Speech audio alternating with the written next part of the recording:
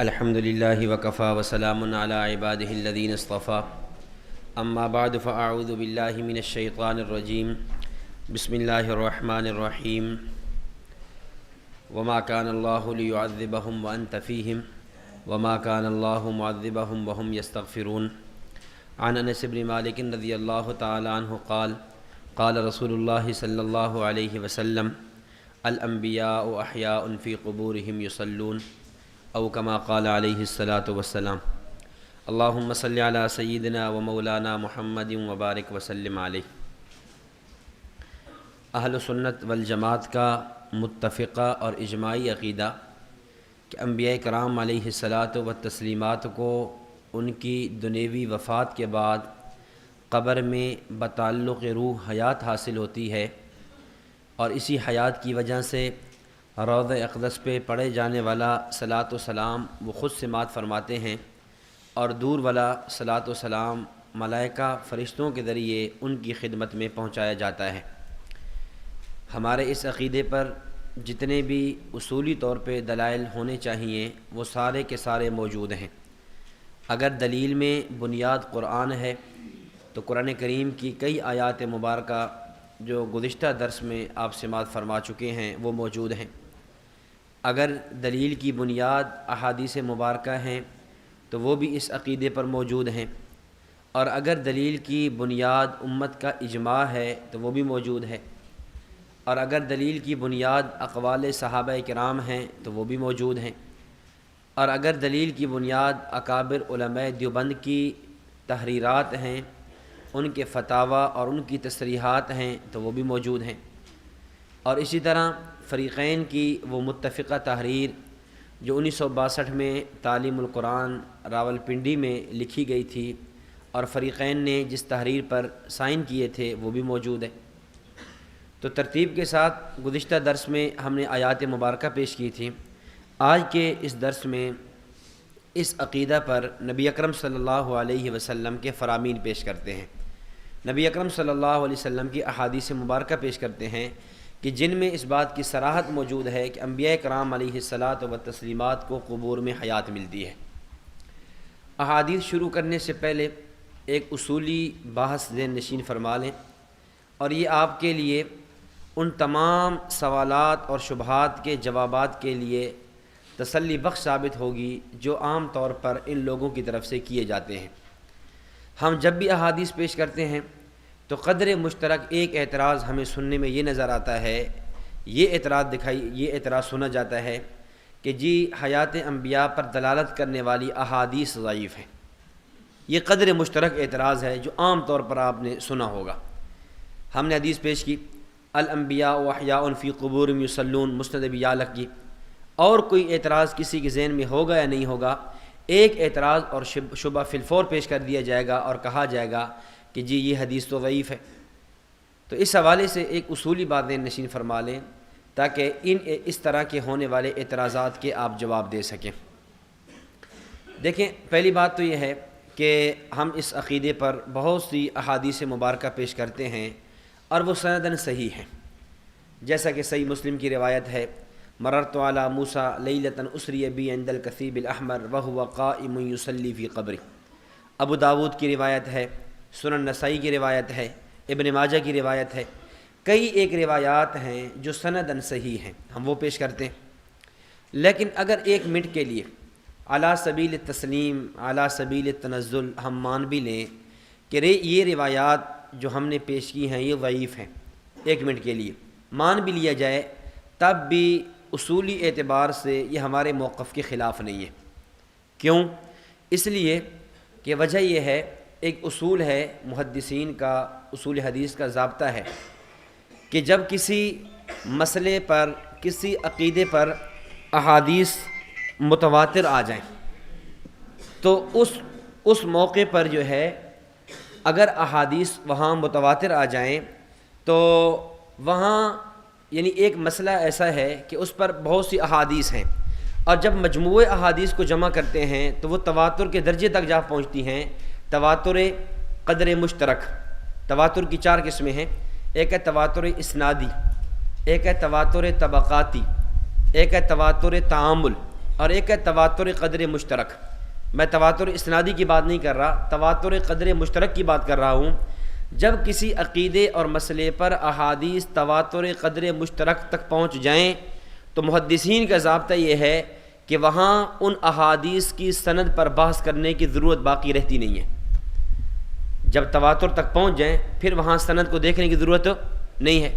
یہی اصول حضرت امام ابن حجر عسقلانی رحمۃ اللہ علیہ نے شرح نخبۃ الفکر میں لکھا، فرماتے ہیں المتواتر متواتر لا یبحث عن رجالہ، کہ متواتر کے رجال سے بحث نہیں ہوتی۔ جب کسی عقیدے اور نظریہ پر احادیث تواتر تک پہنچ جاتی ہیں پھر وہاں رجال پر بحث کرنے کی ضرورت باقی نہیں رہتی۔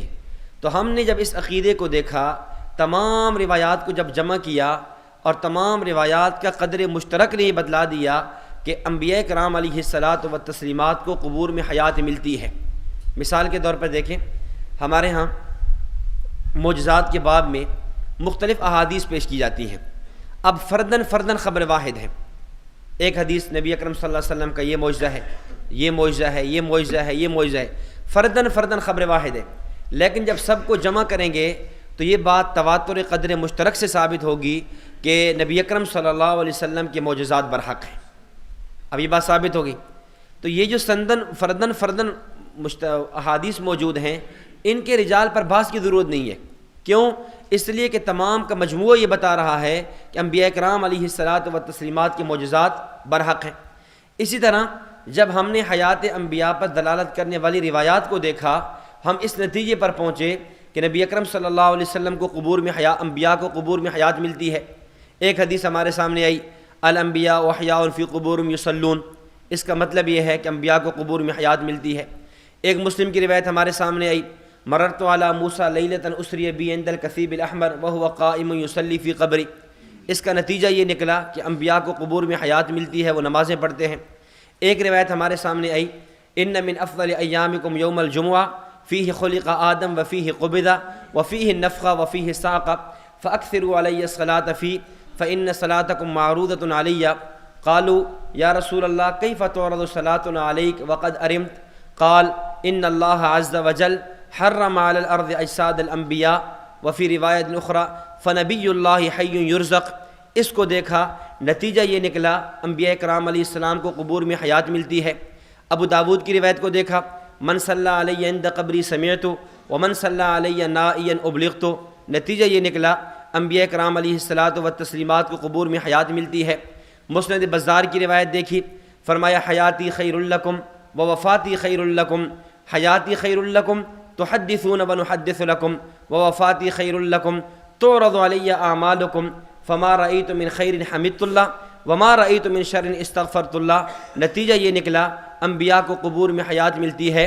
جب ساری روایات اگرچہ خبر آحاد ہیں، الگ الگ طور پہ خبر واحد ہیں، جب سب کو جمع کریں گے تمام احادیث کا قدر مشترک نتیجہ یہ نکلے گا انبیاء کرام علیہ الصلاۃ والتسلیمات کو قبور میں حیات ملتی ہے۔ تو پھر ہم یہ کہتے ہیں انبیاء کرام علیہ الصلاۃ والسلام کا قبور میں زندہ ہونا احادیث تواتر قدر مشترک سے ثابت ہے۔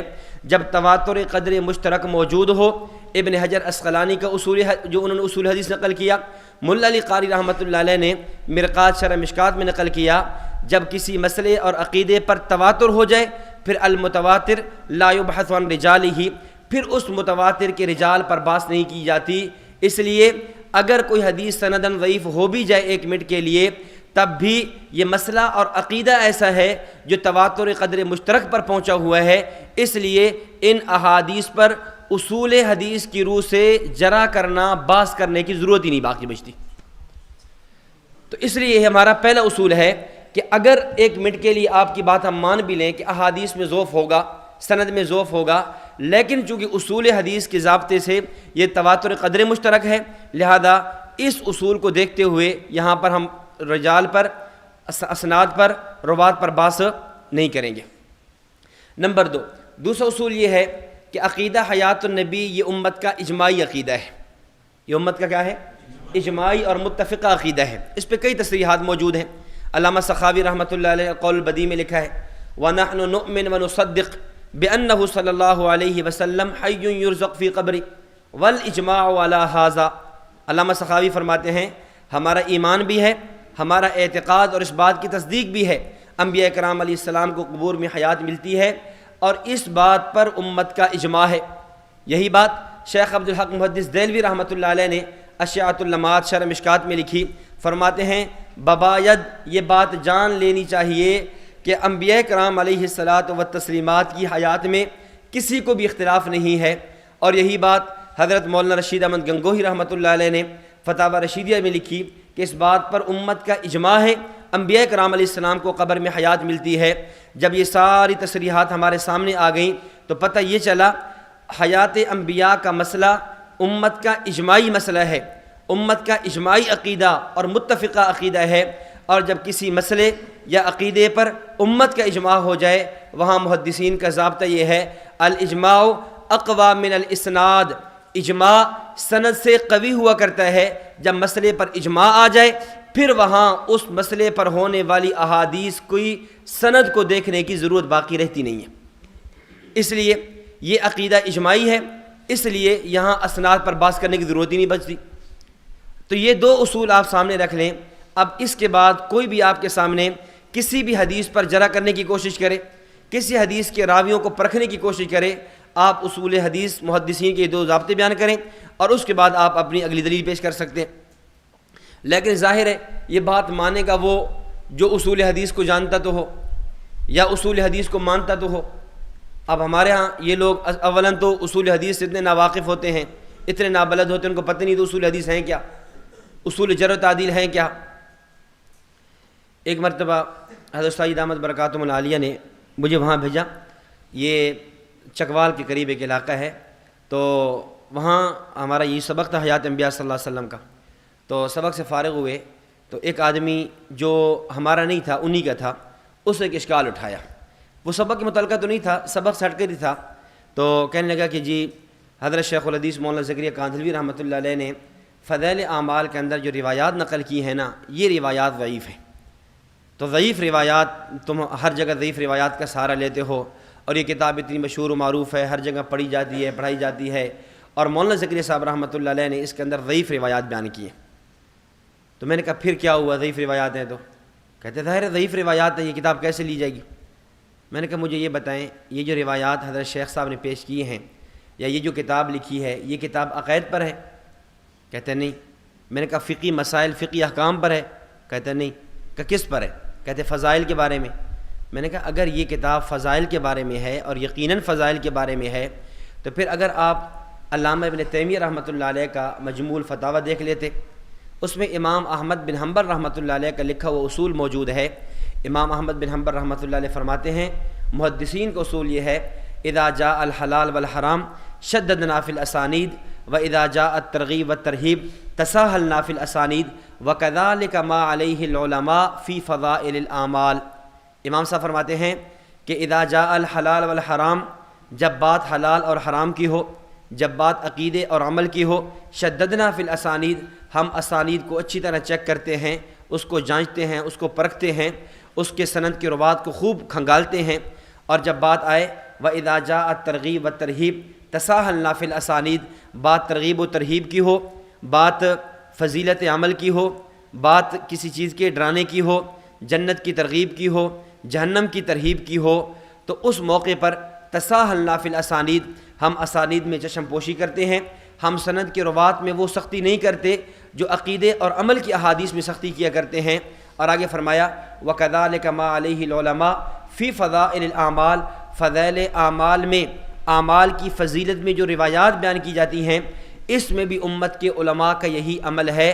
تو اصول حدیث محدثین کا ضابطہ یہ ہے اگر بات فضیلت کی ہو، بات ترغیب اور ترہیب کی ہو، وہاں صحیح روایات کو چھوڑ کر ضعیف روایات بھی چل جاتی ہیں۔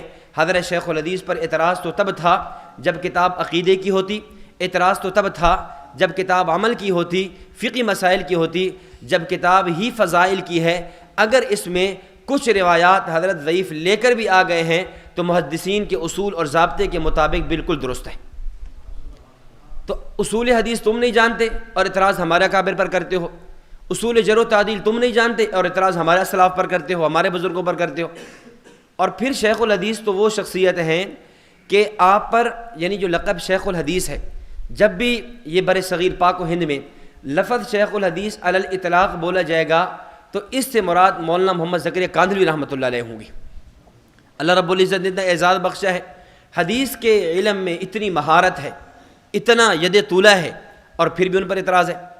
تو خیر، اگر اس اعتراض کا یعنی اگر آدمی کے سامنے اصول حدیث ہوں تو پھر اس طرح کے اعتراضات کے جوابات دینا کیا ہے، بہت آسان ہو جاتے ہیں۔ ہم یہاں طلباء کو جو ہمارے یہاں تخصص کرتے ہیں ان کو یہ بات یعنی بہت زیادہ ان کے سامنے یہ بات عرض کرتے ہیں کہ یہ جو ہمارے ہاں پہلی سمائی میں اصول حدیث، اصول تفسیر، اصول جرح و تعدیل، اصول عقائد، اصول تکفیر، اصول تاریخ، یہ جو اصول پڑھائے جاتے ہیں ان کو اچھی طرح یاد کر لیں۔ کیوں؟ اگر یہ اصول آپ نے یاد کر لیے تو ممکن ہے ایک ایسا اعتراض آپ کے سامنے ہے جو بالکل نیا ہو، وہ اعتراض آپ نے پہلے کبھی سنا ہی نہ ہو، بالکل نیا ہو، پہلے کسی کتاب میں پڑھا نہ ہو، لکھا نہ گیا ہو، ایک نیا اعتراض بھی آپ کے سامنے آ جائے گا۔ تو ان اصولوں کی روشنی میں اگر آپ کو کوئی اور جواب نہ بھی آیا، اصولی طور پر آپ کوئی نہ کوئی جواب دے کر اگلے کی زبان بھی بند کر سکتے ہیں، اور اصولوں کے اعتبار سے آپ اس کو مطمئن بھی کرا سکتے ہیں۔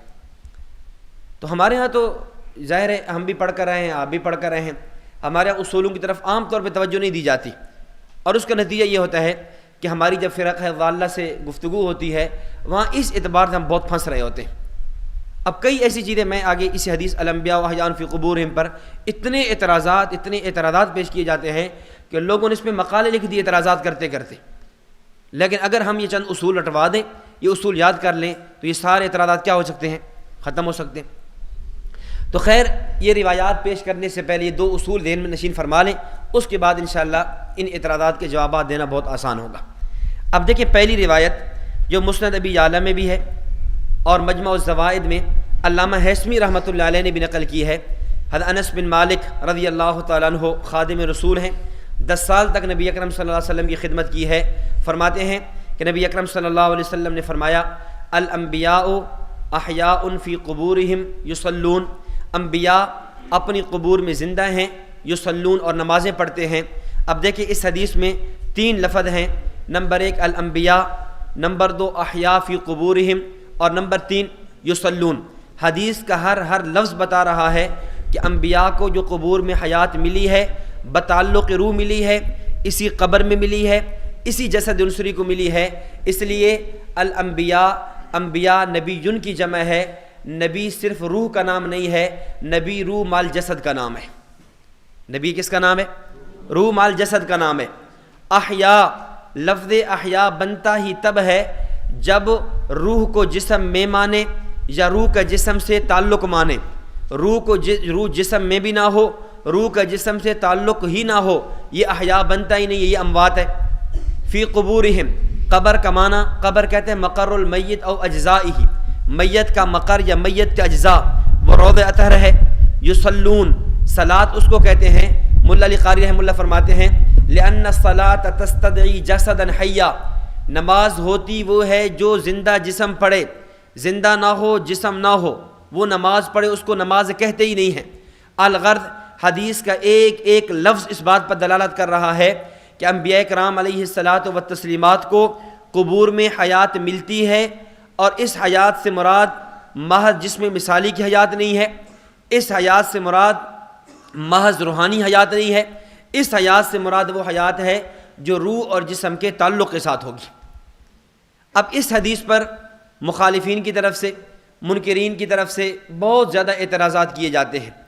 کچھ اعتراضات وہ ہیں جو روایتاً ہیں، کچھ اعتراضات وہ ہیں جو درایتاً ہیں، یا اس کو آسان سمجھیے، کچھ اعتراضات وہ ہیں جو حدیث کی سند پر ہیں، اور کچھ اعتراضات وہ ہیں جو حدیث کے متن پر ہیں۔ اگر ہم سند پر دیکھیں تو ان اعتراضات کے جواب بھی ہم دے سکتے ہیں، اور اگر متن کی بات کریں ان اعتراضات کے جوابات بھی ہمارے پاس ہیں۔ ہم سب سے پہلے متن کے اعتراضات کو چھیڑ لیتے ہیں۔ اس حدیث کے متن پر جو اعتراضات ہیں ان میں سے پہلا اور بنیادی اعتراض یہ ہے کہ جی یہ حدیث قرآن کے خلاف ہے۔ یہ حدیث کیا ہے؟ حدیث کا مضمون قرآن کے خلاف ہے۔ کیوں؟ قرآن کریم میں ہے وَاعْبُدْ رَبَّكَ حَتَّى يَأْتِيَكَ الْيَقِينُ، عبادت کیجئے موت تک۔ وَاعْبُدْ رَبَّكَ اپنے رب کی عبادت کریں حتیٰ یأتیک الیقین، یہاں تک کہ آپ کو موت آ جائے۔ تو قرآن کریم یہ بتلاتا ہے کہ عبادت کی انتہا وہ موت ہے، اور حدیث یہ بتا رہی ہے الانبیاء احیاء فی قبورہم یصلون، کہ انبیاء قبروں میں زندہ ہیں اور موت کے بعد بھی عبادت کرتے ہیں۔ تو قرآن کا مضمون عبادت ہے موت تک، حدیث بتاتی ہے کہ موت کے بعد بھی عبادت ہو رہی ہے، لہذا یہ حدیث قرآن کریم کے معارض ہونے کی وجہ سے ہم اس حدیث کو قبول نہیں کرتے، یہ اعتراض کیا جاتا ہے۔ اس کا جواب سمجھیں، دیکھیں عبادت کی دو قسمیں ہیں، ایک ہے عبادت تکلیفی اور ایک ہے عبادت تلذذی۔ عبادت تکلیفی یہ ہے کہ بندہ مکلف ہونے کی حیثیت سے عبادت کرے، عبادت کرے گا تو ثواب ہوگا، نہیں کرے گا تو گناہ ہوگا۔ نماز اس کے اوپر فرض ہے، پڑھے گا تو ثواب ہے، نہیں پڑھے گا تو گناہ ہے، یہ ہے عبادت تکلیفی۔ اور عبادت تلذذی یہ ہے پڑھے تب بھی ٹھیک، پڑھے تو ثواب نہیں، نہ پڑھے تو گناہ نہیں، یہ تلذذ لذت کے لیے ہے۔ تو قرآن کریم نے جو بات کی ہے وَاعْبُدْ رَبَّكَ حَتَّى يَأْتِيَكَ الْيَقِينُ، عبادت کرے موت تک، اس عبادت سے مراد عبادت تکلیفی ہے۔ اور حدیث جو بات فرما رہی ہے الانبیاء احیاء فی قبورہم یصلون، انبیاء موت کے بعد بھی عبادت کرتے ہیں، اس عبادت سے مراد عبادت تلذذی ہے۔ قرآن جس عبادت کو ثابت کرتا ہے وہ عبادت تکلیفی ہے، حدیث اس عبادت کی نفی نہیں کرتی، اور حدیث جس عبادت کو ثابت کرتی ہے قرآن اس عبادت کی نفی نہیں کرتا۔ قرآن میں عبادت کی جو انتہا موت بتلائی ہے، اس عبادت سے مراد عبادت تکلیفی ہے، اور حدیث میں جس عبادت کا ذکر ہے اس عبادت سے مراد عبادت تلذذی ہے۔ قرآن کا مضمون اپنی جگہ وہ بھی ٹھیک ہے، حدیث کا مضمون اپنی جگہ وہ بھی ٹھیک ہے، حدیث قرآن کے خلاف نہیں ہے، قرآن حدیث کے خلاف نہیں ہے۔ اور ہمارے ہاں یہ اس بندے کو سب سے بڑا علامہ اور فہامہ سمجھا جاتا ہے جو جتنی زیادہ حدیث قرآن کے خلاف پیش کرے گا نا وہ اتنا بڑا علامہ ہوگا، اتنا بڑا علامہ سمجھا جائے گا کہ یہ تو اتنا بڑا علامہ ہے، اتنا بڑا فہامہ ہے، اس کو تو اللہ نے اتنا علم دیا، اتنا علم دیا کہ یہ حدیث قرآن کے خلاف پیش کرتا ہے، اور یہ امت کو اصول دیتا ہے حدیث قرآن کے خلاف آئے نعوذ باللہ اس کو دیوار پہ مار دو، یہ اصول دیتا یہ علامہ ہے۔ حالانکہ علم تو یہ ہے، کمال علم تو یہ ہے کہ اللہ رب العزت اتنی فہم دے دے، اتنی فراست اور سمجھ دے دے کہ اگر ظاہری طور پر حدیث قرآن کے خلاف نظر آئے تو ایسی تطبیق پیش کریں کہ قرآن اور حدیث دونوں میں کیا آ جائے، تطبیق پیدا ہو جائے، دونوں میں تطبیق پیش کرنے کی کوشش کریں، نہ یہ کہ دونوں کو کیا پیش کریں، متعارض پیش کریں۔ اللہ اکبر۔ ہمارے اکابر کو دیکھیں، ہمارے اسلاف کو دیکھیں، کس حد تک اللہ رب العزت نے ان کے اوپر قرآن اور حدیث کو کھول دیا تھا۔ ہمارے بزرگوں میں ایک نام ہے قطب الارشاد حضرت علامہ رشید احمد گنگوہی صاحب رحمۃ اللہ علیہ۔ حضرت گنگوہی وہ شخصیت ہیں کہ اللہ رب العزت نے ان پر علوم کو ایسا کھولا کہ ایک مرتبہ حضرت حاجی امداد اللہ مہاجر مکی رحمۃ اللہ علیہ کو خط لکھا اور یہ کہا کہ رشید احمد آپ اپنے احوال لکھ کر نہیں بھیجتے، اپنے احوال لکھ کر بھیجیں۔ حضرت گنگوہی نے اپنے احوال لکھ کر بھیجے، اور احوال میں یہ 3 حالتیں لکھی: حضرت میں کچھ بھی نہیں ہوں، آپ کی صحبت، آپ کی تربیت کی برکت سے اللہ رب العزت نے اپنے فضل سے مجھے 3 چیزیں میرے اوپر ان کا سر صدر ہو گیا ہے، یا 3 خصوصیات اللہ نے عطا فرمائی ہے۔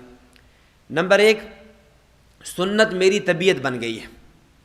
سنت کیا بن گئی ہے؟ میری طبیعت بن گئی ہے کہ جب تک سنت پر عمل نہ کروں چین نہیں آتا۔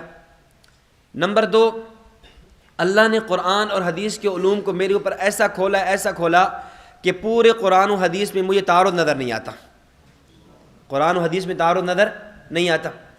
اور نمبر 3، مدح اور ذم میرے لیے برابر ہے، کوئی مدح کرے میں عجب میں مبتلا نہیں ہوتا، اور کوئی ذم کرے مجھے اس پہ پریشانی نہیں ہوتی۔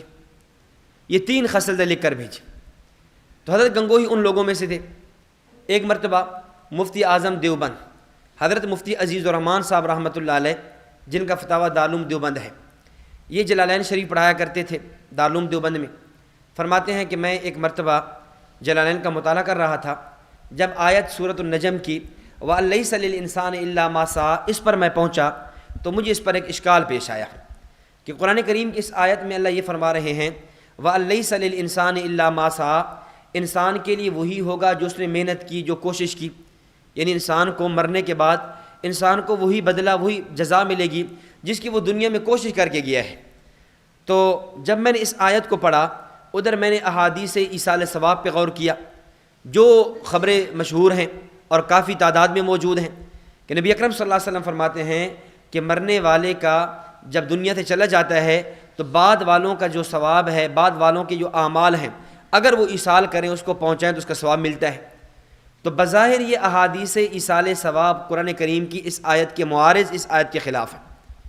تو جب حضرت مولانا عزیز الرحمان صاحب رحمۃ اللہ علیہ کو یہ اشکال پیش آیا تو مفتی عزیز الرحمان صاحب رحمۃ اللہ علیہ نے آج کے مولویوں کی طرح یہ نہیں کہا کہ آج ایک نیا صبح نیا فیصلہ، نیا فتویٰ دے دو کہ احادیث ایصال ثواب ساری احادیث قرآن کی آیت کے خلاف ہے، لہذا ایصال ثواب والے عقیدے کا انکار کر جاؤ۔ انہوں نے یہ نہیں کیا، نہ یہ کیا، نہ اپنی فہم پر اعتماد کیا، بلکہ راتوں رات سفر کیا۔ دارالعلوم دیوبند سے گنگوہ 27 میل کا سفر ہے، سردیوں کی رات ہے، جاڑے کا موسم ہے، حضرت راتوں رات سفر کر کے حضرت گنگوہی رحمۃ اللہ علیہ کے پاس پہنچتے ہیں۔ کیوں؟ اس آیت کا معنی سمجھنے کے لیے۔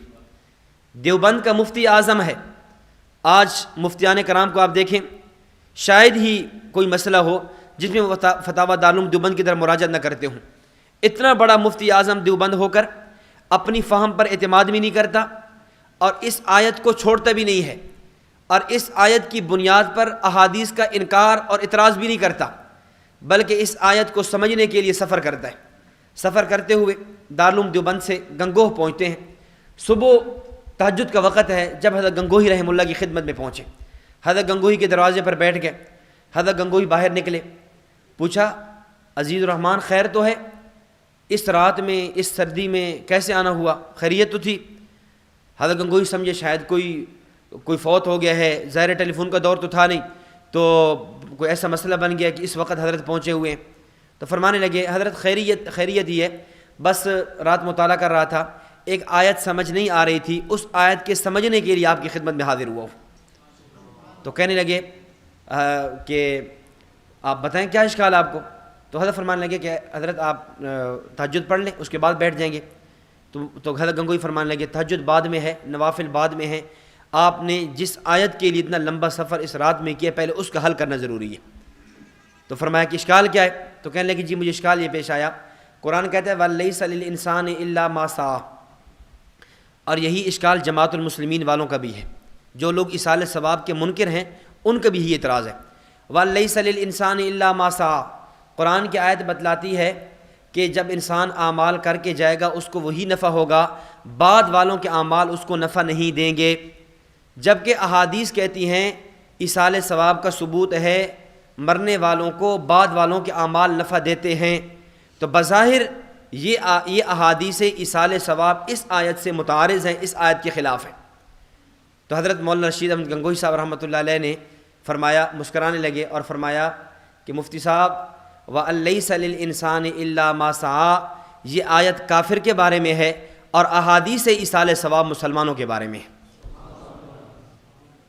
یہ وہ لوگ تھے جن پر اللہ نے قرآن اور حدیث کے علوم کا شرح صدر فرمایا، اسی وجہ سے احادیث کا ادب بھی کرتے، احترام بھی کرتے، اور احادیث کو بجائے اس کے مضمون کو چھوڑنے کی یا اس کو قرآن کے خلاف پیش کرنے کی تطبیق کی کوشش کرتے۔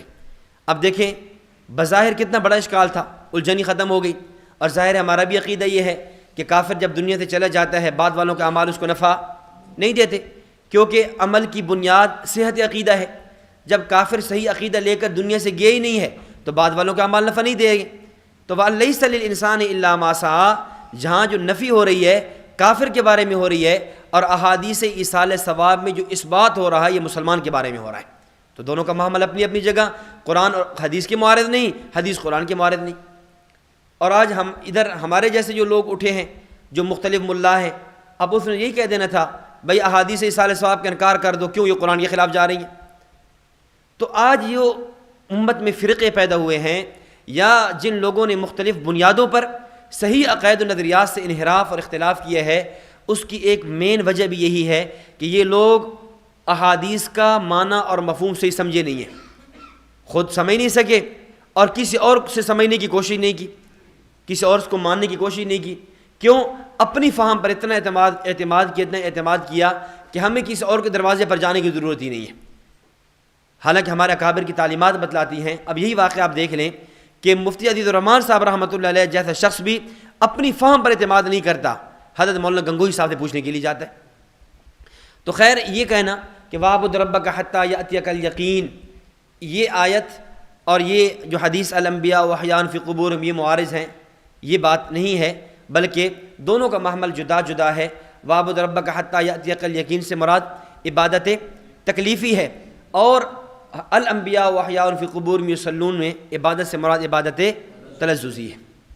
اس پر بطور الزامی جواب بھی سمجھ لیں۔ دیکھیں، ان لوگوں سے پوچھ لیں کہ کیا عبادت کی انتہا موت ہی ہے؟ اگر موت کے بعد عبادت نہیں ہے تو پھر یہ آیت وَاعْبُدْ رَبَّكَ حَتَّىٰ يَأْتِيَكَ الْيَقِينُ ایک اور آیت سے بظاہر معارض نظر آئے گی۔ قرآن کریم سورہ یونس 10واں پارہ، اللہ تعالیٰ فرماتے ہیں اہل جنت جب جنت میں چلے جائیں گے تو وہاں جا کر اللہ تعالیٰ کی حمد و ثنا کریں گے، اللہ کا ذکر کریں گے۔ آپ بتائیں، یہ حمد و ثنا کرنا، اللہ کا ذکر کرنا عبادت ہے یا نہیں؟ اور یہ کب ہو رہی ہے؟ جنت میں۔ اور جنت کب ملنی ہے؟ موت کے بعد۔ تو اگر عبادت موت تک ہے، موت کے بعد عبادت کرنا یہ قرآن کے خلاف ہے، تو پھر یہ آیت اور دوسری آیت وآخر دعواہم ان الحمد للہ رب العالمین یہ دونوں معارض نظر آئیں گی۔ اب اس کا یہ لوگ خود جواب دیں گے کہ نہیں، دونوں آیتوں میں کوئی تعارض نہیں، اس لیے کہ وَاعْبُدْ رَبَّكَ حَتَّىٰ يَأْتِيَكَ الْيَقِينُ سے مراد عبادت تکلیفی ہے، اور جنت میں جو اہل جنت عبادت کریں گے وہ عبادت تلذذی ہوگی۔ ہم بھی کہتے ہیں اسی طرح وَاعْبُدْ رَبَّكَ حَتَّىٰ يَأْتِيَكَ الْيَقِينُ میں عبادت سے مراد عبادت تکلیفی ہے، اور انبیاء جو قبور میں عبادت کرتے ہیں اس عبادت سے مراد عبادت تلذذی ہے۔ جس طرح آخر دعواہم ان الحمد للہ رب العالمین والی آیت وَاعْبُدْ رَبَّكَ حَتَّىٰ يَأْتِيَكَ الْيَقِينُ کے خلاف نہیں ہے، اسی طرح یہ حدیث الانبیاء وحیان فی قبورہم یصلون یہ حدیث بھی وَاعْبُدْ رَبَّكَ حَتَّىٰ يَأْتِيَكَ الْيَقِينُ کے خلاف نہیں ہے۔ تو جو جواب تمہارا ہوگا وہی جواب کیا ہوگا؟ ہمارا ہوگا۔ اب اس حدیث پر دوسرا اشکال کیا ہے؟ ایک ستی سا اشکال ہے، کہتے ہیں یہ روایت صحیح ستہ میں نہیں ہے، یہ روایت جو کہ مسند ابی اعلیٰ میں ہے نا، یہ روایت صحیح ستہ میں موجود نہیں ہے، اس لیے ہم نہیں مانتے۔ ہم کہتے ہیں اچھا چلیں، یہ روایت صحیح ستہ میں نہیں ہے، جو صحیح ستہ میں ہے وہ تم نے مان لی ہیں، جو صحیح ستہ میں موجود ہیں۔ مررت علی موسیٰ لیلۃ اسری بی عند الکثیب الاحمر وہو قائم یصلی فی قبری، یہ مسلم کی روایت ہے یا نہیں؟ اب یہ تو صحیح مسلم کی ہے، صحیح مسلم صحاح میں نہیں ہے، یہ روایت تم نے مان لی ہے، اور یہ روایت مانی یہ بھی تم نے نہیں ہے۔ ان للہ ملائکۃ سیاحین فی الارض یبلغونی من امت السلام، ابو داود کی روایت ہے، یہ تم نے مان لی ہے۔ فنبی اللہ حی یرزق، ابن ماجہ کی روایت ہے، یہ تم نے مان لی ہے۔ اس کا مطلب یہ ہے کہ یہ نہ کہو کہ یہ روایت صحیح ستہ میں نہیں، بلکہ یوں کہو کہ یہ روایت چونکہ ہمارے عقیدے کے خلاف جا رہی ہے اس لیے ہم ماننے کے لیے تیار نہیں ہیں۔ تو اصل تمہارے اعتراض کی بنیاد یہ ہے، یہ نہیں ہے۔ دوسرا جواب یہ ہے کہ روایت کی ماننے کے لیے، قبول کرنے کے لیے حدیث کا صحیح ہونا ضروری ہے، صحیح ستہ میں ہونا ضروری نہیں ہے۔ حدیث کا کیا ہونا ضروری ہے؟ صحیح ہونا ضروری ہے، وہ روایت صحیح ہو، یہ نہیں ہے کہ وہ صحیح ستہ میں موجود ہو۔ اگر یہ اصول بنا دو گے کہ روایت کے قبول کرنے کا معیار یہ ہے کہ وہ صحیح ستہ میں ہو، تو پھر کل کوئی غیر مسلم آپ کو کہہ دے کہ آپ مسلمان ہو اور آپ کے اسلام کی بنیاد کلمہ طیبہ لا الہ الا اللہ محمد الرسول اللہ ہے، تو یہ کلمہ قرآن کریم کی 6238 آیات میں کسی ایک آیت میں یکجا اکٹھا لکھا ہوا دکھا دو، اور صحیح ستہ حدیث کی 6 کتابوں میں اکٹھا لکھا ہوا دکھا دو، آپ کے پاس جواب نفی میں ہوگا۔ نہ یہ کلمہ اکٹھا لکھا ہوا آپ قرآن سے دکھا سکتے ہو اور نہ ہی صحیح ستہ سے دکھا سکتے ہو۔ ہاں، اگر آپ کو دکھانا ہوگا آپ اس کلمہ کو کنز العمال سے دکھائیں گے، امام صاحب رحمۃ اللہ علیہ کی کتاب مسند الامام الاعظم سے دکھائیں گے، یا اس طرح دیگر کتابوں سے تو آپ دکھا سکیں گے، لیکن نہ صحیح ستہ سے دکھا سکتے ہیں نہ قرآن کریم سے دکھا سکتے ہیں۔ پھر وہاں اس کو کیا کہہ دو گے؟ میں کلمہ پڑھتا ہی نہیں ہوں۔ تو اگر یہ اصول بنا دو گے اپنی طرف سے تو پھر ایک نہیں کئی مقامات پر تم کیا پھنستے چلے جاؤ گے۔ تو روایت کے قبول کرنے کی بنیاد صحیح ستہ میں ہونا نہیں ہے، روایت کی قبولیت کی جو بنیاد اور معیار ہے وہ روایت کا صحیح ہونا ہے۔ نمبر 3، تیسرا اعتراض یہ ہے کہ یہ حدیث خبر واحد ہے، اور خبر واحد عقیدے کے باب میں چلتی نہیں ہے۔ یہ مشہور اعتراض ہے کہ یہ روایت خبر واحد ہے اور خبر واحد سے عقیدہ ثابت نہیں ہوتا۔ اس کا جواب سمجھیں۔ دیکھیں، حضرت مولانا عبدالعزیز پڑھاوڑی رحمۃ اللہ علیہ نے نبراس شرح العقائد جو ہمارے یہاں پڑھائی جاتی ہے، اس کی شرح نبراس ہے، اس کے اندر حضرت نے ایک بات چھیڑی ہے عقائد کو سمجھانے کے حوالے سے، اور اصولی بات۔ حضرت فرماتے ہیں کہ عقائد دو طرح کے ہیں۔ نمبر ایک وہ عقائد جن کا تعلق ضروریات دین سے ہے، نمبر دو وہ عقائد جن کا تعلق ضروریات اہل سنت والجماعت سے ہے۔ اگر عقیدہ ضروریات دین، یا اس کو آسان سمجھیں، ضروریات دین وہ عقائد جن کی بنیاد پر کفر اور اسلام کے فیصلے ہوتے ہیں، جیسے عقیدہ ختم نبوت ہے، اور ضروریات اہل سنت والجماعت وہ عقائد جن کی بنیادوں پر کفر اور اسلام کے فیصلے نہیں بلکہ اہل سنت والجماعت میں داخل اور خارج ہونے کے فیصلے ہوتے ہیں۔ اگر عقیدہ ہو ضروریات دین کا، اگر عقیدہ ہو ایسا کہ جس کی بنیاد پر کفر اور اسلام کے فیصلے ہوں، اس کے ثبوت کے لیے تین چیزیں ضرورت ہیں۔ نمبر ایک قرآن قطعی الثبوت قطعی الدلالہ، قطعی الثبوت تو ہے ہی صحیح، قطعی الدلالہ۔ نمبر دو احادیث متواترہ، اور نمبر تین امت کا اجماع۔ اور اگر عقیدہ ایسا ہو جس کا تعلق ضروریات دین سے نہ ہو، اس کا تعلق ضروریات اہل سنت والجماعت سے ہو، اس عقیدے کی بنیاد پر کفر اور اسلام کے فیصلے نہیں، اہل سنت والجماعت میں داخل اور خارج ہونے کے فیصلے ہوں، اس عقیدے کے ثبوت کے لیے خبر واحد ہی کافی ہے، اس عقیدے کے ثبوت کے لیے قول صحابی ہی کافی ہے، اس عقیدے کے ثبوت کے لیے قرآن کریم قطعی الثبوت ظنی الدلالہ ہی کافی ہے۔ اب یہ فیصلہ تم نے کرنا ہے کہ حیات انبیاء کا عقیدہ یہ ضروریات دین میں سے ہے یا ضروریات اہل سنت میں سے ہے۔ ظاہر ہے ہم اس کو ضروریات اہل سنت میں مانتے ہیں، یہی وجہ ہے ہم اس عقیدے کے منکر کو کافر نہیں کہتے بلکہ اس عقیدے کے منکر کو اہل سنت والجماعت سے خارج کہتے ہیں۔ تو یہ دلیل ہے اس بات کی کہ یہ عقیدہ ضروریات دین میں سے نہیں، یہ ضروریات اہل سنت والجماعت میں سے ہے۔ جب ضروریات اہل سنت والجماعت میں سے ہے تو اصول عقائد کی روح سے، اصول جو مولانا عبدالعزیز پڑھاوڑی رحمہ اللہ نے یہ اصول نقل کیا، اس کی روح سے اس عقیدے کے ثبوت کے لیے خبر واحد ہو وہ بھی چل جائے گی، اس عقیدے کے ثبوت کے لیے قول صحابی ہو وہ بھی چل جائے گا۔ تو جب ہم نے اس عقیدے کو ضروریات دین میں سے مانا ہی نہیں ہے تو پھر ہم سے یہ مطالبہ کیوں ہے کہ آپ اس پر قرآن پیش کریں، آپ اس پر احادیث متواترہ پیش کریں، آپ اس پر امت کا اجماع پیش کریں؟ یہ ایک الگ بات ہے۔ عقیدہ ضروریات دین میں سے نہیں، ضروریات اہل سنت والجماعت میں سے ہے، لیکن ہم اس کے ثبوت پر قرآن بھی پیش کرتے ہیں، نبی کا فرمان احادیث متواترہ قدر مشترک کے درجے میں وہ بھی پیش کرتے ہیں، امت کا اجماع بھی پیش کرتے ہیں، خبر واحد بھی پیش کرتے ہیں۔ اگر خبر واحد بھی پیش کر دیں، اصول عقائد کی روح سے پیش کرنا یہ بھی درست ہے۔ اگر ہمارے پاس قرآن نہ ہوتا، ہمارے پاس احادیث متواترہ نہ ہوتی، ہمارے پاس امت کا اجماع نہ ہوتا، خبر واحد ہوتی تب بھی کافی تھی، لیکن ہم تو اس سے بڑھ کر قرآن کریم، احادیث متواترہ، امت کا اجماع بھی پیش کر رہے ہیں۔ تو یہ دوسرا اعتراض حل ہو گیا، یہ والا اعتراض کہ یہ خبر واحد اور خبر واحد عقیدے کے باب میں حجت نہیں ہے۔ اچھا پھر ان سے ہی پوچھیں کہ جو عقیدہ تم نے بنایا ہے جس میں مثالی والا، اچھا اس میں خبر واحد پیش کر دو۔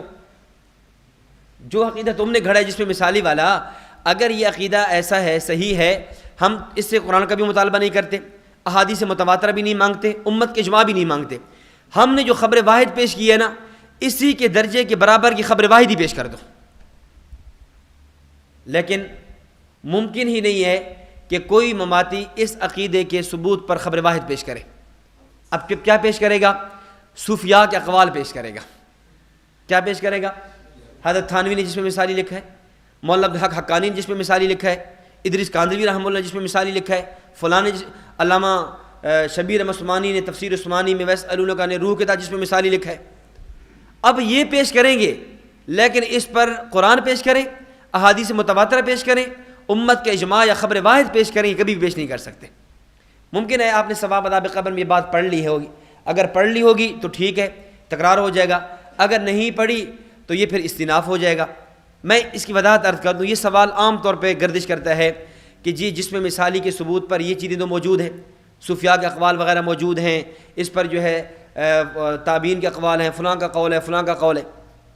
تو یاد رکھنا، ایک جسم مثالی کا تصور اور ایک جسم مثالی کی تعریف وہ ہے جو صوفیاء کے ہاں ہے، اور ایک جسم مثالی کا معنی وہ ہے جو متکلمین، علم الکلام، عقائد والوں کے ہاں ہے۔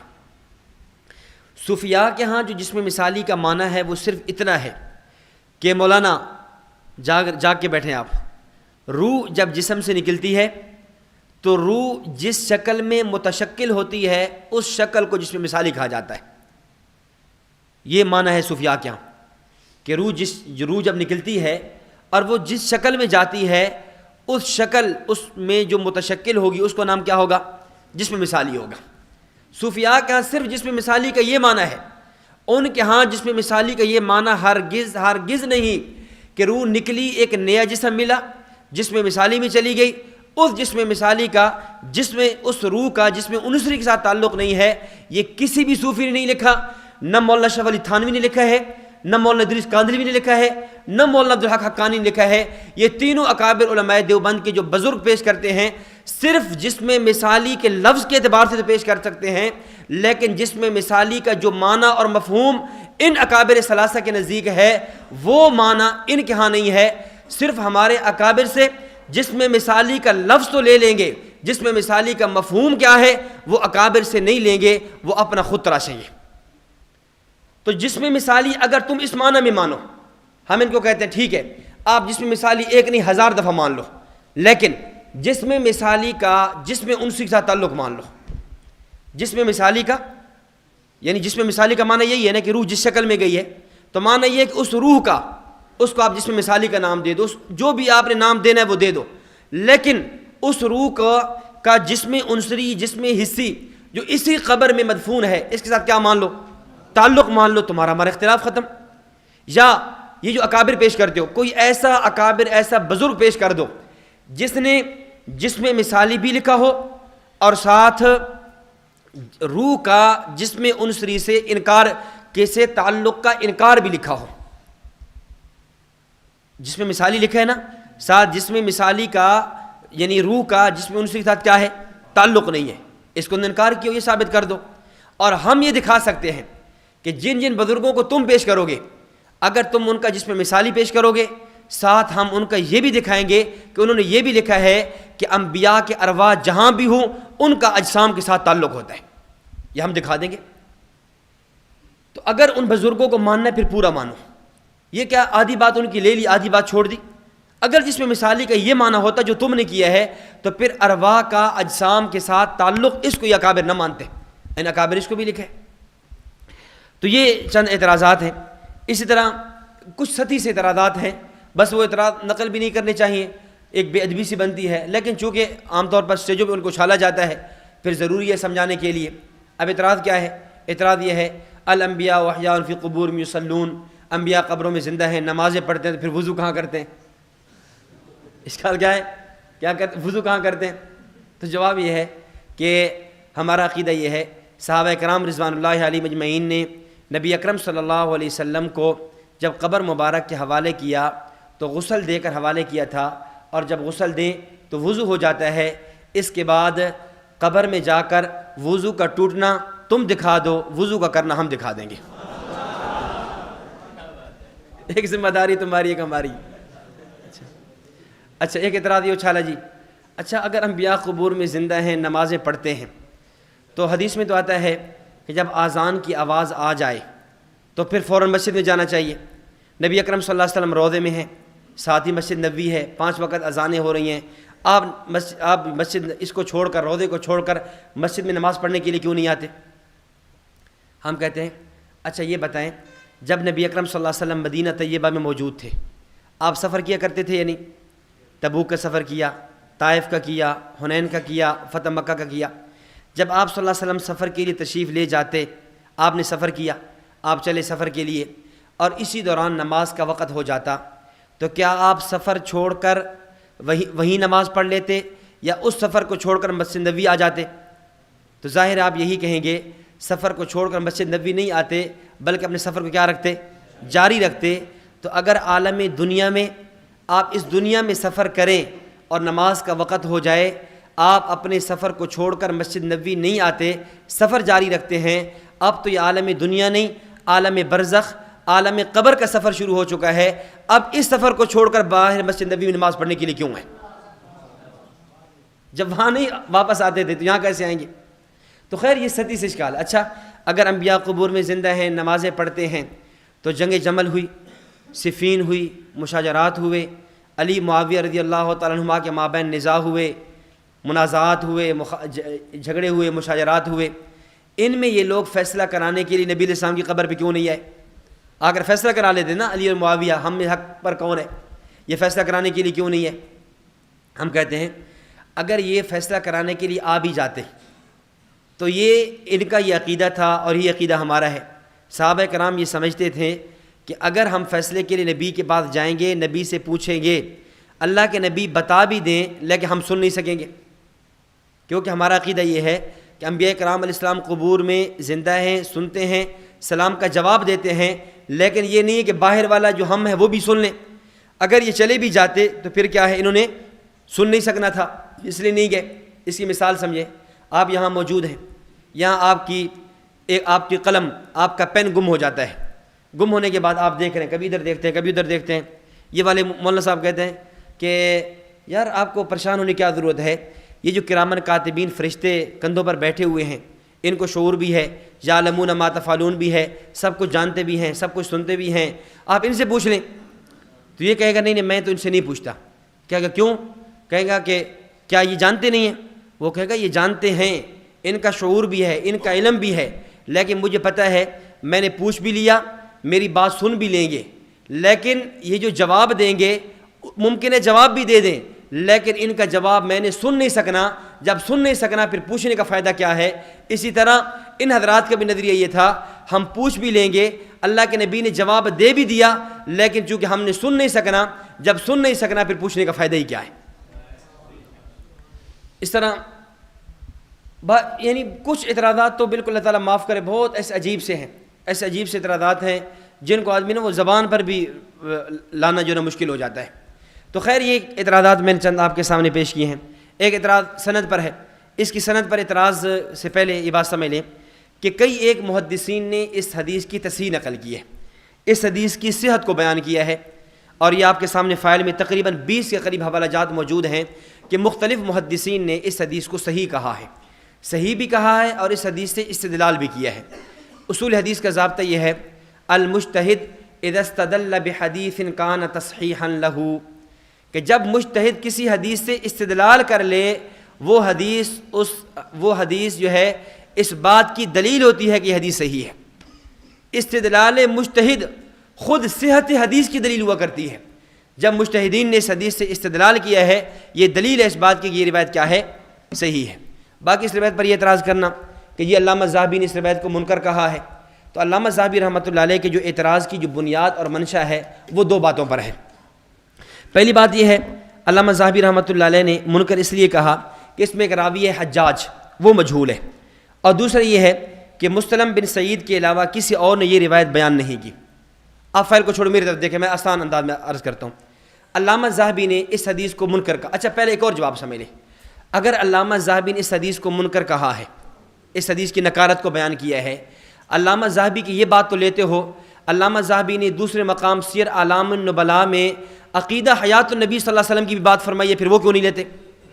علامہ ذہبی کی بات ماننی ہے پوری مانو، علامہ ذہبی اس روایت پر اعتراض کریں وہ لے لیتے ہو، اور علامہ ذہبی اپنی کتاب سیر اعلام النبلاء میں اپنا عقیدہ حیات انبیاء کا نقل کرے، اس کو نہیں مانتے۔ اگر علامہ ذہبی کو ماننا ہے پھر پورا مانو، علامہ ذہبی نے جو روایت پر اعتراض کیا اس کو بھی مانو، اور علامہ ذہبی نے جو اپنا عقیدہ حیات انبیاء کا بیان کیا اس کو بھی مانو۔ اور دوسرا جواب یہ ہے علامہ ذہبی رحمہ اللہ نے جو اعتراض کیا اس کی بنیاد دو چیزوں پر ہے۔ نمبر ایک، اس روایت میں راوی حجاج مجہول ہے۔ نمبر دو، اس روایت کا راوی اس روایت کو مستلم بن سعید کے علاوہ نقل کرنے والا کوئی نہیں ہے، مستلم بن سعید سے کسی اور نے نقل نہیں کیا۔ لیکن حافظ ابن حجر اسقلانی رحمہ اللہ فرماتے ہیں یہ دونوں باتیں ٹھیک نہیں ہیں، حجاج مجہول نہیں ہے بلکہ ائمہ محدثین سے حجاج کی توثیق منقول ہے، حجاج کی انہوں نے ثقاہت کو بیان کیا ہے۔ دوسری بات، مستلم بن سعید کے علاوہ اور لوگوں نے بھی کئی لوگوں نے روایت کو نقل کیا ہے۔ جب حجاج کی جہالت بھی ختم ہو گئی اور مستلم بن سعید کے علاوہ اور لوگوں کا نقل کرنا بھی ثابت ہو گیا، تو ان دونوں اعتراض کا جو نتیجہ تھا روایت کا منکر ہونا، یہ اعتراض خود بخود کیا ہو گیا، ختم ہو گیا۔ تو پتہ یہ چلا یہ روایت منکر نہیں ہے۔ ایک علامہ ذہبی کی بات لیتے ہیں، ان کے علاوہ 20 کے قریب محدثین اس روایت کی کیا بیان کر رہے ہیں، ثقاہت کو بیان کر رہے ہیں، اس کو تم لینے کے لیے تیار کیوں نہیں ہوتے؟ اب دیکھیں اس کے بعد دوسری روایت دیکھیں صفحہ نمبر 11 کے اخیر میں، یہ مررت علی موسیٰ لیلۃ اسری بی عند الکثیب الاحمر۔ میں بڑے اختصار کے ساتھ چلتا ہوں چونکہ وقت کم ہے تاکہ ہم آج اسی نشست میں سبق کو مکمل کر سکیں۔ تو فرمایا، نبی علیہ السلام فرماتے ہیں کہ معراج والی رات میرا موسیٰ علیہ السلام کی قبر کے پاس سے گزر ہوا، میں نے دیکھا وہو قائم یصلی فی قبری، وہ قبر میں کھڑے ہو کر نماز پڑھ رہے تھے۔ اب اس حدیث کی ظاہر سند پر اشکال تو کر نہیں سکتے، یہ روایت صحیح ہے، ہم متن پر اشکال کریں گے۔ اشکال کیا ہے؟ توجہ رکھنا، اشکال یہ ہے کہ نبی اکرم صلی اللہ علیہ وسلم کا موسیٰ علیہ السلام کو قبر میں دیکھنا یہ معجزہ ہے، اور اصول یہ ہے کہ معجزات سے عقائد کا اثبات نہیں ہوتا۔ یہ بات ٹھیک ہے، معجزات سے عقیدہ ثابت نہیں ہوتا۔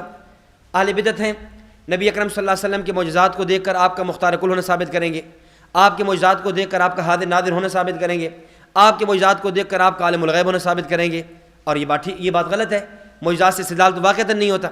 تو کہتے ہیں کہ نبی اکرم صلی اللہ علیہ وسلم نے جو معراج کی رات دیکھا ہے، تو یہ دیکھنا کیا ہے؟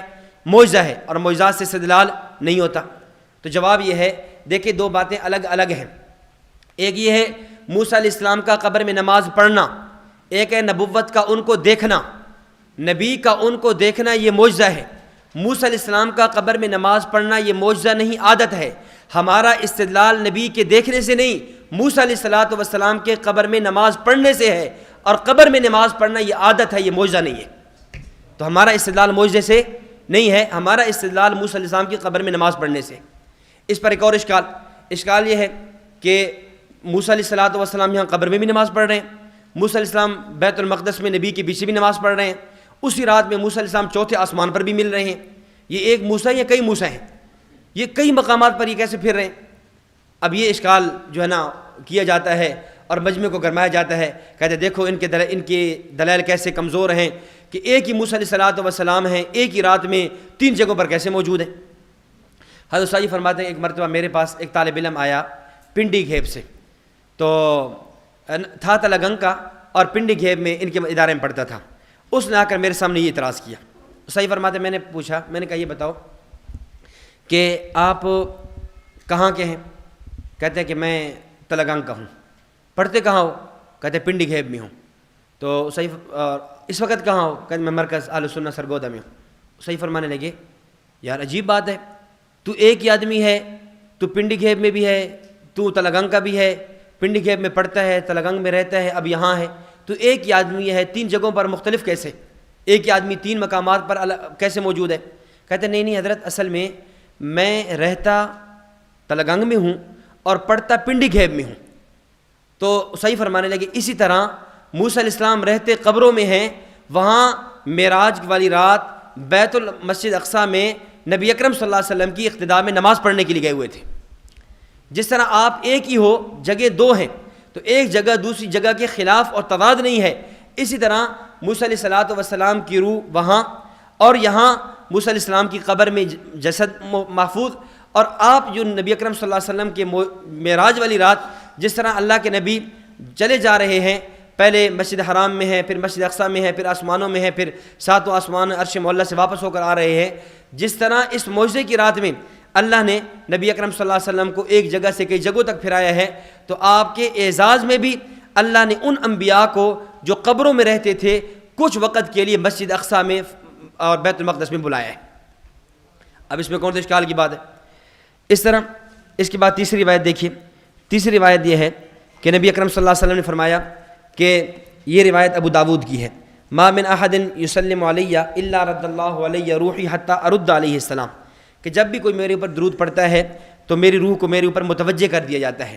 یا رد اللہ کا معنی کیا ہے؟ روح کا متوجہ ہونا، روح کو متوجہ کر دیا جاتا ہے یہاں تک کہ میں اس کے سلام کا جواب دیتا ہوں۔ یہاں رد روح کا معنی، یہاں رد روح کے کوئی 15 کے قریب معنی بیان کیے گئے ہیں، جو عام فہم معنی یہ ہے رد بمعنی توجہ کے ہے۔ حضرت تھانوی فرماتے ہیں کہ نبی اکرم صلی اللہ علیہ وسلم کی وہ روح مبارک جو عالم جبروت میں، عالم ملکوت میں مستغرق ہوتی ہے، جب کوئی بندہ صلاۃ و سلام بھیجتا ہے تو وہ روح کیا ہے؟ آپ صلی اللہ علیہ وسلم کی متوجہ کر دی جاتی ہے۔ اس کے بعد اگلی روایت حدیث نمبر 4 حضرت عبداللہ بن مسعود رضی اللہ تعالیٰ عنہ سے ہے، سنن نسائی میں، ان للہ ملائکۃ سیاحین فی الارض یبلغونی من امت السلام، اللہ کے فرشتے ہیں زمین میں چکر لگاتے ہیں، زمین میں سیر کرتے ہیں، اور میری امت کا کوئی فرد میرے اوپر سلام بھیجے تو وہ مجھ پر پہنچا دیتے ہیں۔ اب یہاں پر بھی دیکھ لیں، اب یہ جتنی بھی روایات آپ دیکھتے جا رہے ہیں، ان تمام روایات کی صحت موجود ہے۔ کن کن محدثین نے ان روایات کی تصحیح نقل کی ہے یہ آپ کے سامنے لکھی ہوئی موجود ہے، اس کو آپ خود دیکھ لیں گے۔ حدیث نمبر 5 ہے سنن ابی داؤد میں، یہ ان من افضل ایامکم یوم الجمعہ، اوس بن اوس رضی اللہ تعالیٰ عنہ کی ہے۔ اب یہاں دیکھیں نبی اکرم صلی اللہ علیہ وسلم نے فرمایا کہ جمعے والے دن میرے اوپر درود کی کثرت کیا کرو، کیوں؟ صلاتکم معروضۃ علیہ، تمہارا درود مجھ پر پیش کیا جاتا ہے، پہنچایا جاتا ہے۔ صحابہ نے پوچھا یا رسول اللہ وکیف تعرض صلاتنا علیک وقد ارمت، یا رسول اللہ ہمارا درود آپ پر کیسے پہنچایا جائے گا کہ حالانکہ آپ تو مٹی میں جا چکے ہوں گے۔ اب توجہ رکھنا، صحابہ کرام کا یہ سوال بتاتا ہے کہ صحابہ کا نظریہ یہ تھا کہ موت کے بعد جو درود پیش ہونا ہے وہ جسم کو ہونا ہے، موت کے بعد درود روح کو نہیں پیش ہونا۔ اگر روح کو پیش ہونا ہوتا تو صحابہ یہ سوال ہی نہیں کرتے۔ جب اللہ کے نبی فرما رہے ہیں کہ اے صحابہ تمہارا درود میرے اوپر پہنچایا جائے گا، اب صحابہ کا نظریہ یہ ہوتا کہ درود پہنچنا ہے کس کو؟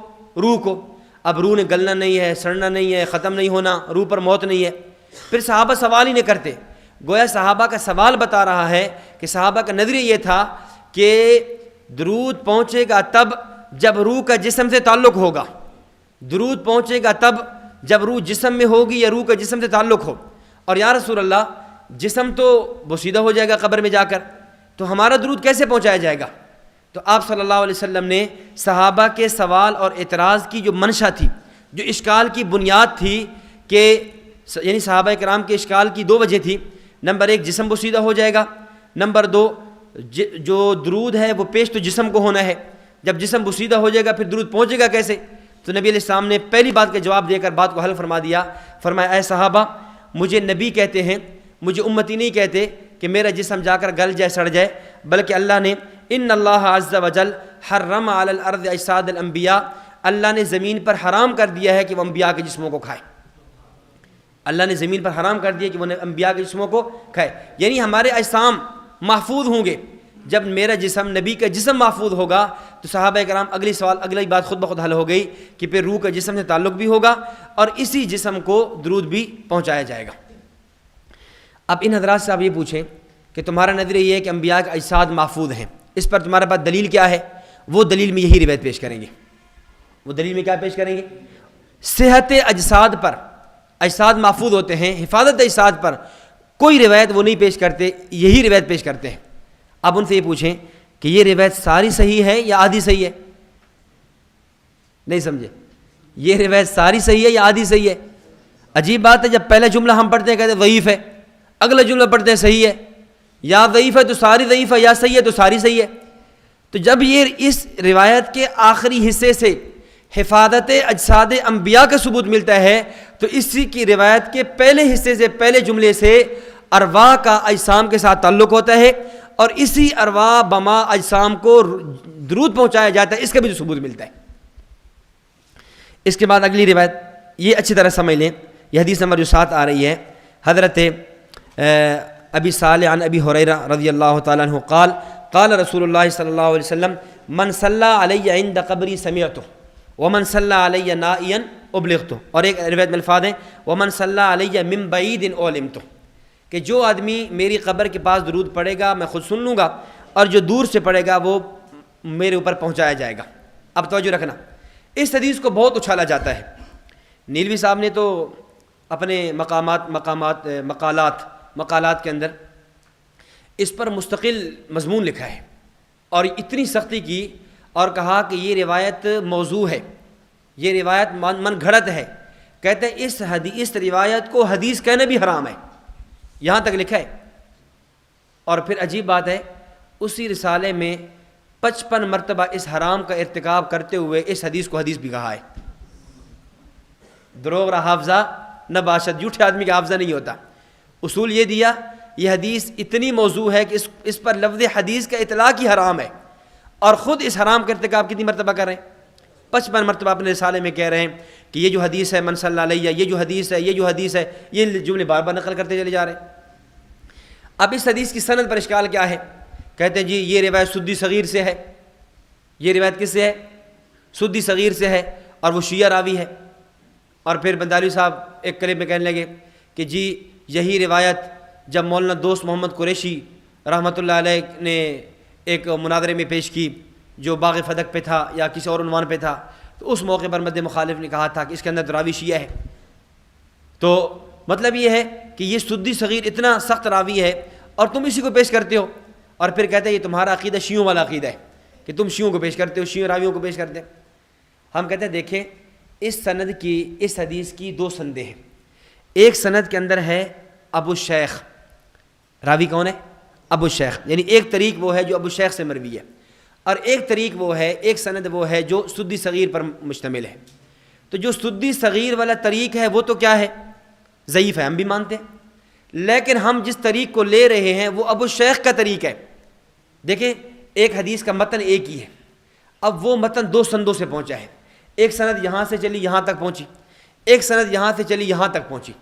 اب یہ سند ضعیف ہے لیکن یہ سند تو ٹھیک ہے نا، تو ہم سدی صغیر کی سند کو نہیں لے رہے، ہم کس کی سند کو لے رہے ہیں؟ ابو الشیخ کی سند کو لے رہے ہیں، اور ابو الشیخ والی سند، ابو الشیخ والا طریق کیا ہے؟ وہ صحیح ہے، اور محدثین نے اسی کی تصحیح کی ہے، اسی کی توثیق کی ہے۔ اگر ہماری بات نہیں مانتے، کم از کم اپنے بڑے شیخ القرآن مولانا غلام اللہ خان کی بات مان لو۔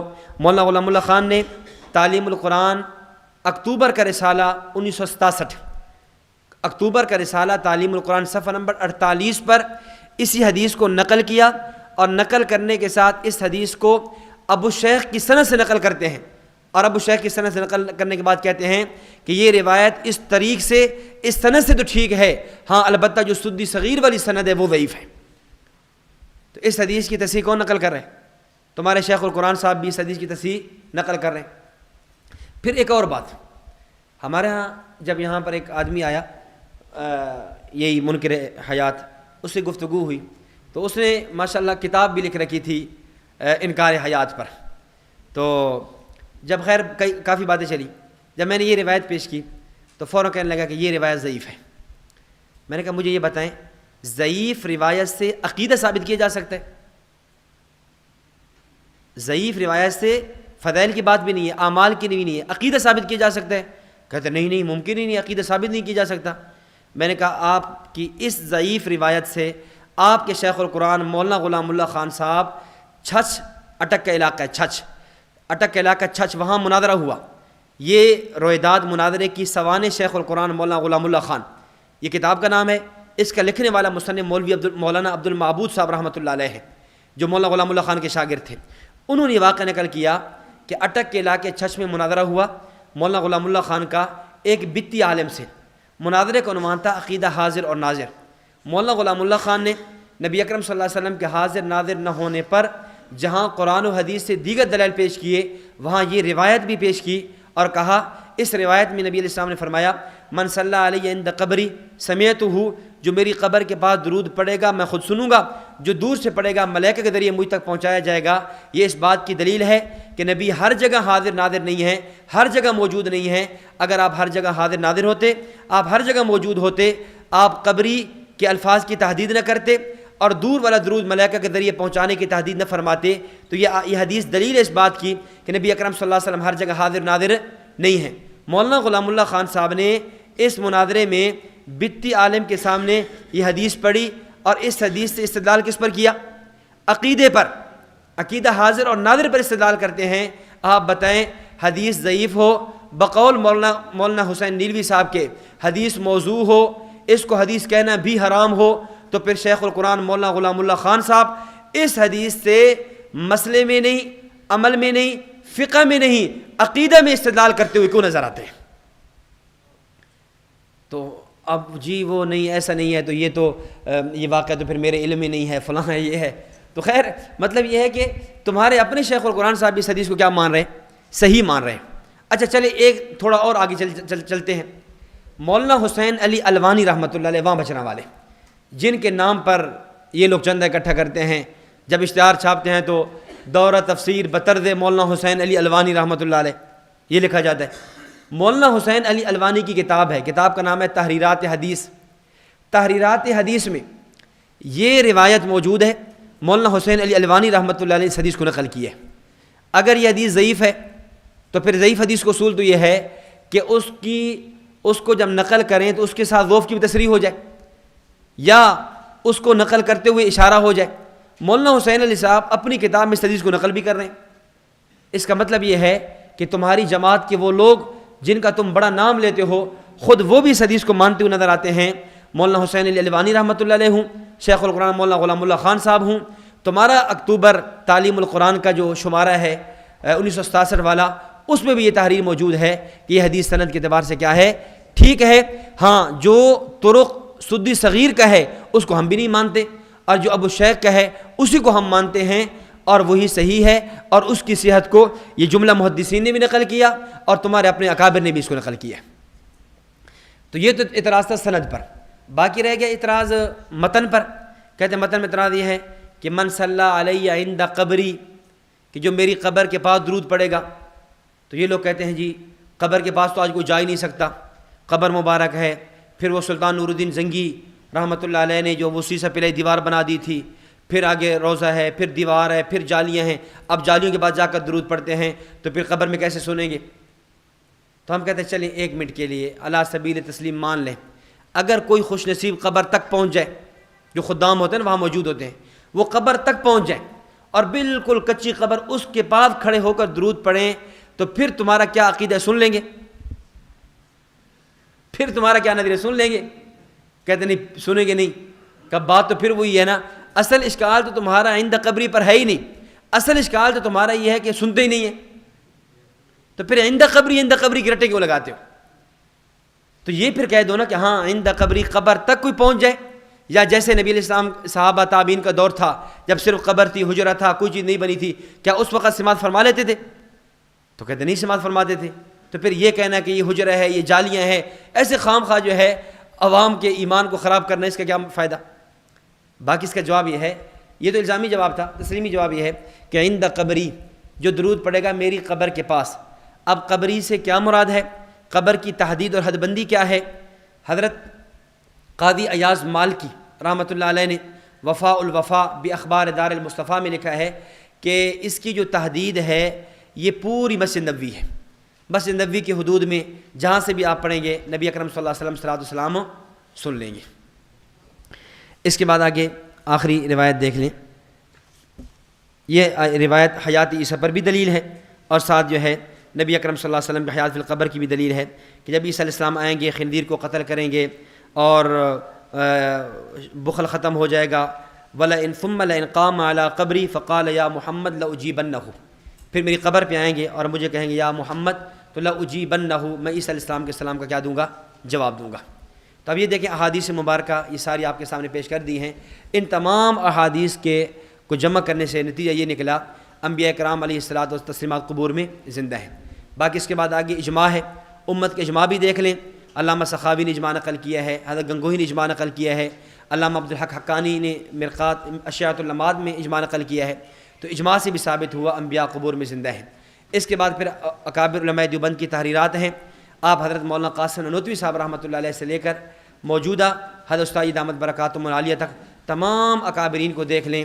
فائل میں آپ کے سامنے عبارات موجود ہیں، میں مختصراً چند نام لے لیتا ہوں کہ حضرت مولانا قاسم نانوتوی صاحب رحمۃ اللہ علیہ نے آب حیات میں، حضرت مولانا رشید احمد گنگوہی رحمۃ اللہ علیہ نے فتاوی رشیدیہ میں، حکیم الامت حضرت مولانا شفیع علی تھانوی صاحب رحمۃ اللہ علیہ نے نشر الطیب میں، امداد الاحکام میں، امداد الفتاوی میں، اور حضرت مفتی کفایت اللہ دہلوی رحمۃ اللہ علیہ نے کفایت المفتی میں، اور حضرت مولانا خلیل احمد صاحب سہارنپوری رحمۃ اللہ علیہ نے بدر المجہود شرح سنن ابی داود میں، شیخ الحدیث مولانا محمد زکریا کاندلوی رحمۃ اللہ علیہ نے فضائل درود شریف اوجد المسالک الی موطا امام مالک میں، اور مفکر اسلام مفتی محمود رحمۃ اللہ علیہ نے فتاوی مفتی محمود میں، اور اسی طرح حضرت مفتی اعظم پاکستان مفتی شفیع عثمانی رحمۃ اللہ علیہ نے معرف القرآن میں 8 مقامات پر، اور جواہر الفقہ میں 1 مقام پر، اور مولانا محمد یحییٰ کاندلوی نے تقریر بخاری میں، اور اس طرح حضرت شیخ الاسلام مفتی محمد تقی عثمانی صاحب دامت برکاتہم نے تکملہ فتح الملہم میں، علامہ شبیر احمد عثمانی صاحب نے